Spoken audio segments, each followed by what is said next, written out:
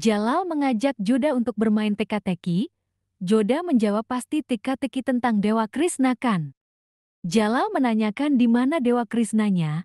Itu hanya isyarat bahwa Jalal sedang menanyakan keberadaan Laboni saat ini.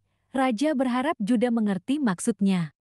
Joda mengerti dan dia berkata dia ada di sini, ada di antara kita, dan Tuhan itu ada di mana-mana. Laboni marah dan berkata Tuhan tidak ada. Jalal berkata benar kalau Dewa Krishna ada di sini, dan dia akan membawakan patung Dewa Krishna lagi ke kamar Joda. Joda senang tapi tidak dengan Laboni. Laboni mengancam akan membunuh Jalal jika patung Krishna dibawa ke kamar Joda. Joda terkejut, lalu melarang Jalal membawa patung Krishna.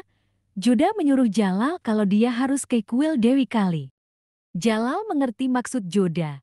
Lalu Jalal pergi, dan sebelum itu dia mengambil dan meletakkan kembali barang yang jatuh. Laboni berkata dia tidak akan membiarkan patung itu ada di kamar Joda. Jalal tiba di kuil Dewi Kali dan berkata dia akan berdoa untuk orang yang selalu mempercayai Dewi Kali yaitu Joda. Jalal memohon supaya dapat membantunya untuk menolong Joda.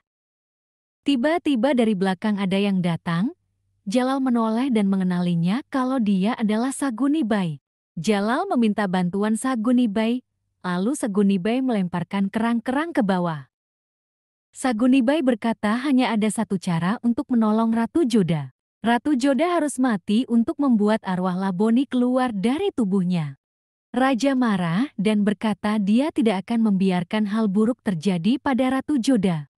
Sagunibai berkata itulah caranya, dan Jalal bertanya apakah tidak ada cara lain. Sagunibai pun berkata ada cara lain yaitu raja harus mengorbankan hidupnya demi ratu.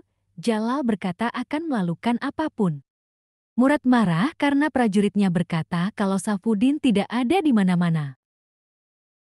Hamidah dan para ratu cemas akan situasi saat ini, kemudian Jalal memasuki ruangan. Jalal berkata baru saja ke kuil Dewi Kali dan bertemu Sagunibai. Rukaya bertanya apakah Sagunibai mengatakan bagaimana untuk melawan Laboni. Jalal berkata nanti akan diceritakan semuanya, sekarang saatnya melakukan sesuatu. Rukaya melarang Jalal ke kamar Joda tapi Jalal meyakinkan mereka. Di kamarnya Joda yang sudah kerasukan sedang berkaca, tepat saat itu Jalal juga datang. Joda merasa senang dan berkata raja sangat tampan dan ingin memeluknya tapi Jalal menolak. Lalu Jalal berkata kenapa sekarang Joda bertingkah seperti Laboni, suka melintir rambut. Dan Joda pun menghentikan kebiasaannya, kemudian Arambanu datang. Dia ingin mendengarkan dongeng ibunya, tapi Joda menolak.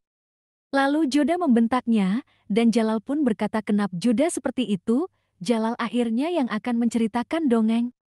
Jalal berkata akan menceritakan dongeng tentang Laboni yang jahat, Joda pun terlihat marah.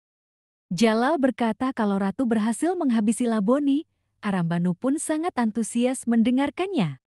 Lalu Jalal menyuruh Arambanu tidur. Saat Joda akan mendekati Arambanu, Jalal langsung menggendong Arambanu keluar kamar. Laboni pun marah dan menjambak rambut Joda. Adegan lain Salim bertemu dengan Anarkali. Salim menceritakan kalau Laboni masih menguasai ibunya. Anarkali pun menjadi cemas. Salim sedih karena beberapa tahun ini sangat jauh dari ibunya, padahal ibunya selama ini selalu membelanya.